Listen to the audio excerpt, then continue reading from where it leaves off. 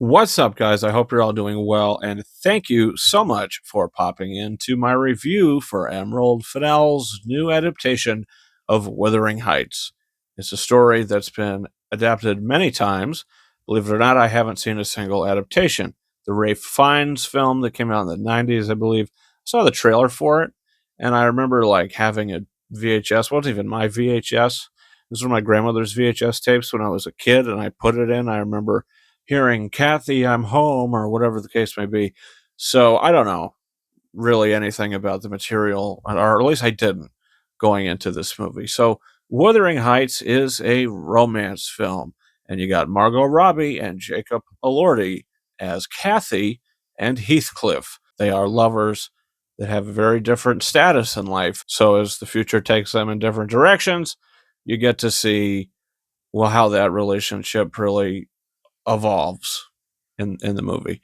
And that's all I'll really say going in. There's a lot of supporting characters as well. What I'll say first is a real positive thing.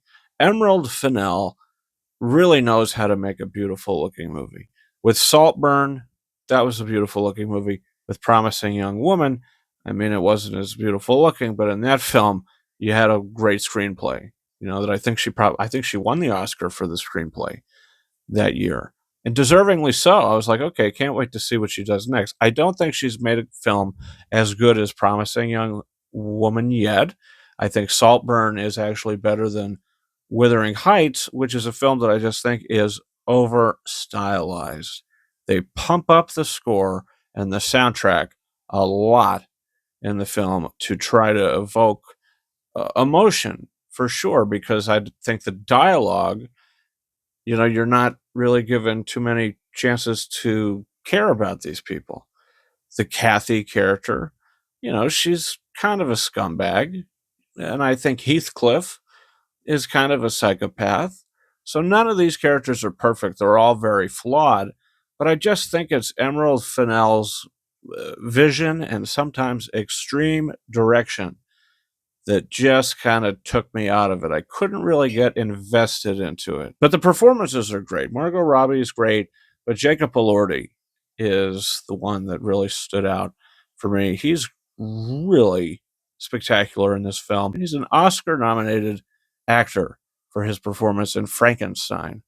I don't know if he's going to win, but he did win the Golden Globe. And sometimes Elordi's character and Margot Robbie's character have to go for it. And they absolutely do that. Now, going into this, I think you guys might be like, okay, from all the trailers, we're expecting some like love scenes or something. You're expecting nudity. I don't know. But what I will say is if you're worried about that kind of thing or you're a little uncomfortable, well, there is zero nudity in this film. And when there are love scenes, everybody's got their clothes on. There is very erotic things that happen in the film.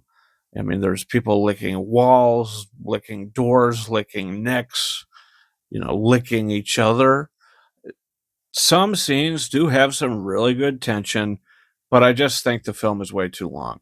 It's got pacing issues for sure. I'm like, okay, let's get on with it because you have to spend time in a lot of different periods of these characters' lives when they're children and then they grow up a bit. And the film has a very rocky opening. The start of the film is like, okay, what are we doing here? Then it kind of catches its footing, and then they get older, and then it derails a bit, and then it has to find its footing again. And then the story just kind of goes in so many different directions to where some of the choices the characters were making, I was like, okay, these people obviously have issues. But Wuthering Heights just didn't do it for me. At the end of the day, I just didn't care. I couldn't find myself caring about either Heathcliff or Kathy.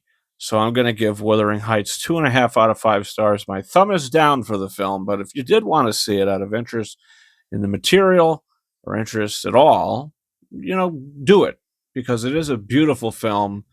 And to see it on a big screen, I mean, there is something special to that for sure. So that's my thoughts on Wuthering Heights. What's yours? Comment down below. Also, don't forget to hit that subscribe button. You could check my review out for the new release, Crime 101. Guys, don't forget to follow me on Twitter and or X at RyanKing72.